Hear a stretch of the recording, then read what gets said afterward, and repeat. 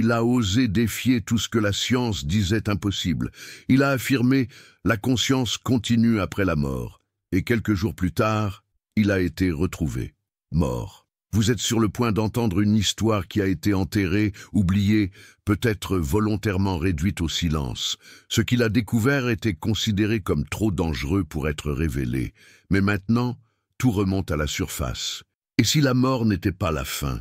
Et si quelqu'un avait réellement réussi à prouver que la conscience survit au corps et l'avait payé de sa propre vie? Pourquoi personne n'en parle? Croyez-vous qu'il existe quelque chose au-delà de la vie? Avez-vous déjà vécu ou connaissez-vous quelqu'un qui a vécu une expérience de mort imminente? Se préparer. Ce que vous êtes sur le point d'entendre maintenant pourrait changer votre façon de voir la vie.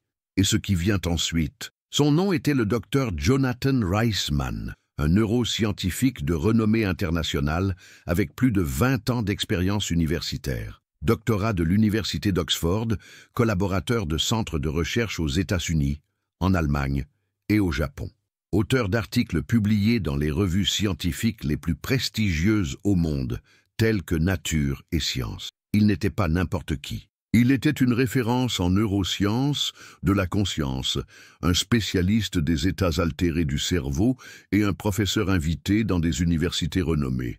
C'était le genre de scientifique qui recevait des ovations debout lors des conférences. Le genre d'homme qui a inspiré des générations de jeunes chercheurs avec sa passion pour la connaissance et le fonctionnement de l'esprit humain. Mais tout a changé lorsqu'il a commencé à enquêter sur ce que personne ne voulait toucher, les derniers instants de la conscience. Les expériences rapportées par les patients cliniquement morts. Rapports de personnes qui sont revenues après avoir été déclarées sans vie. Le docteur Reisman est allé plus loin que quiconque, et c'est exactement à ce moment-là que sa carrière et sa vie ont commencé à s'effondrer. Tout a commencé par une étude apparemment simple. Le docteur Reisman a décidé d'étudier les derniers moments de l'activité cérébrale chez des patients considérés cliniquement morts. Grâce à une technologie de pointe, comme des EEG ultra précis, il a commencé à remarquer quelque chose d'inexplicable, des pics soudains d'activité cérébrale après l'arrêt du cœur, des ondes similaires à celles qui se produisent lors de rêves lucides, de méditation profonde et même d'expériences hors du corps. Mais ce n'était que le début. Au cours de ses investigations, le médecin a interrogé des dizaines de personnes qui avaient été déclarées mortes puis réanimées. Et le schéma s'est répété. J'avais l'impression de quitter mon corps. J'ai vu des médecins s'occuper de moi d'en haut. J'ai été enveloppé par une lumière, et j'ai tout compris. Curieux et sceptique, il a décidé de tester cela en laboratoire. Expérience menée secret avec des volontaires dans le coma artificiel, surveillance de la conscience à des niveaux jamais explorés. L'un des témoignages les plus choquants provient d'une patiente qui, alors qu'elle était dans un coma profond, a rapporté avec précision des phrases prononcées par les médecins dans la pièce, même si elle était cliniquement inconsciente. Le docteur Reisman a commencé à réaliser qu'il était sur la piste de quelque chose de bien plus grand qu'il ne l'avait imaginé. Et puis, lors d'une conférence devant un petit groupe de scientifiques, il a prononcé la phrase qui allait tout changer « Je l'ai vu ». Et je ne peux pas faire comme si je ne l'avais pas vu. Il a continué. La conscience est éternelle. Elle ne naît pas dans le cerveau. Elle ne fait que l'utiliser. Quand le cerveau s'arrête, il continue. Cette déclaration a provoqué un malaise, une tension et un silence absolu dans la salle. Là, à ce moment-là, il a signé sa sentence. Après la conférence, tout a changé. En moins d'une semaine, le nom du docteur Jonathan Reisman, autrefois vénéré, a été jeté dans la boue. Les institutions scientifiques ont rompu les liens. Vos articles ont été rejetés. Des invitations à des conférences annulées. Il est passé du statut de génie respecté à celui de charlatan ésotérique, pratiquement du jour au lendemain. Et puis sont arrivés les emails anonymes. Les connexions silencieuses. Ses amis les plus proches rapportent qu'il a commencé à soupçonner qu'il était suivi. Il a dit qu'il se sentait observé, écouté. Il a déclaré à ses collègues qu'il était allé trop loin, mais qu'il était trop tard pour revenir en arrière. L'un des derniers documents publics du médecin est une interview dans laquelle il déclare, avec yeux fatigués, « Je n'invente rien. Je te montre juste ce que j'ai vu, et si ça te dérange, on devrait peut-être te demander pourquoi. » Des semaines plus tard, il a été retrouvé mort dans son appartement. La cause officielle, une crise cardiaque fulminante. Mais il y avait quelque chose d'étrange. Aucun antécédent de problème cardiaque, aucun signal de détresse, aucune enquête approfondie. Certains disent qu'il a tout simplement abandonné. D'autres pensent qu'il a été réduit au silence. Mais personne ne peut le nier. Il a disparu juste au moment où ses découvertes étaient sur le point d'atteindre le monde. Malgré toute la pression, le docteur Reisman n'a jamais reculé. Il continua à énoncer avec une sérénité troublante ce qu'il avait découvert. Dans des entretiens confidentiels et des notes retrouvées après sa mort, il a décrit ce qu'il avait entendu, et même vécu lors d'une expérience de mort imminente personnelle, lors d'une opération chirurgicale des années plus tôt.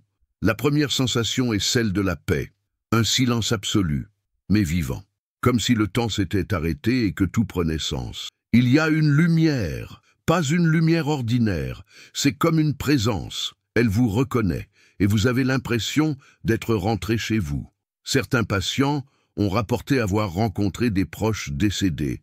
D'autres parlaient d'êtres de lumière ou d'une intelligence qui communiquait sans mots directement à l'esprit. Et il y avait quelque chose d'encore plus intrigant, les souvenirs d'autres vies. Des personnes qui, après avoir été réanimées, ont décrit des détails historiques, des noms, des lieux, qui n'avaient jamais été vus auparavant connus. Le docteur Reisman a noté « La conscience semble bien plus vaste que cette vie. Elle ne commence pas à la naissance, ni ne s'arrête à la mort. » La chose la plus impressionnante, il n'était pas seul. D'autres médecins et scientifiques ont également commencé à signaler des cas similaires. Comme le docteur Eben Alexander, un neurochirurgien qui a vécu une expérience de mort imminente et a écrit « Le paradis existe, et il est plus vivant que tout ce que nous connaissons ici. » Ou le docteur Mary Neal, orthopédiste, qui a décrit comment elle flottait au-dessus de son propre corps et ressentait un amour impossible à expliquer avec des mots. Mais si certains ont osé s'exprimer, beaucoup d'autres ont choisi le silence, peut-être par peur de ce qui est arrivé à Reisman, ou peut-être parce qu'ils savaient qu'il y a des choses qui ne veulent tout simplement pas que nous les voyions découvrir. Le docteur Reisman a peut-être été réduit au silence, mais il n'était pas le seul. Le docteur Raymond Moody, médecin et philosophe, est considéré comme le père de l'étude moderne des expériences de mort imminente. Son livre Life After Life rassemble des centaines d'histoires identiques, une lumière intense, un sentiment de paix, des rencontres avec des êtres spirituels. Anita Mourjani, diagnostiquée d'un cancer en phase terminale, est tombée dans un coma profond. Durant cet état, elle affirme avoir quitté son corps, vu des proches décédés et compris pourquoi elle est tombée malade. Quelques jours plus tard, il s'est réveillé et inexplicablement guéri. Le docteur Pim van Lommel, cardiologue néerlandais, a publié dans The Lancet une étude portant sur des patients ayant subi un arrêt cardiaque. Beaucoup d'entre eux ont rapporté une conscience lucide hors du corps et même des informations vérifiables sur leur environnement, tandis qu'étaient cliniquement morts. Ces histoires, et tant d'autres, répètent le même schéma, comme si une plus grande vérité essayait d'émerger, mais c'était constamment étouffé. Peut-être parce que, si cela était prouvé, cela changerait tout ce que nous savons sur la vie et la mort. Ce que dit la science actuelle sur la conscience est l'au-delà. Pendant des siècles, la science a considéré la conscience uniquement comme un produit du cerveau. Lorsque le cerveau s'arrête, la conscience disparaît. C'est aussi simple que ça. Mais, et si ce n'était pas le cas?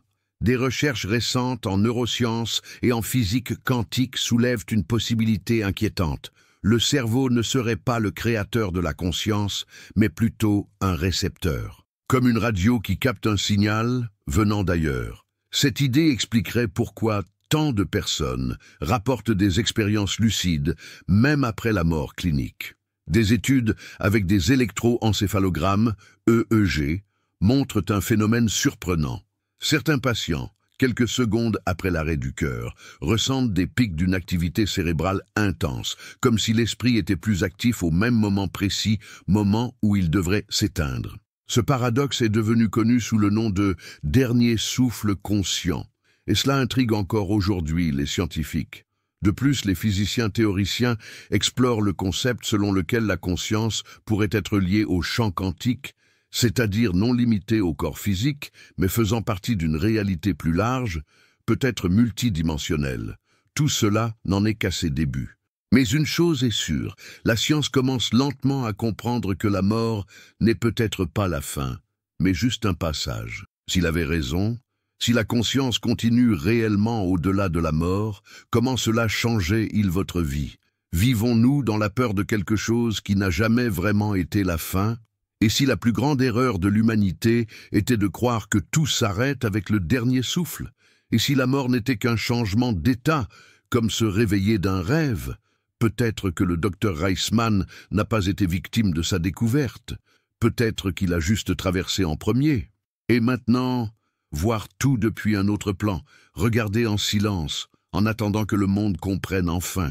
La question n'est plus désormais de savoir s'il y a quelque chose après la vie. La question est, êtes-vous prêt à faire face à cette possibilité? Peut-être que le véritable voyage ne fait que commencer.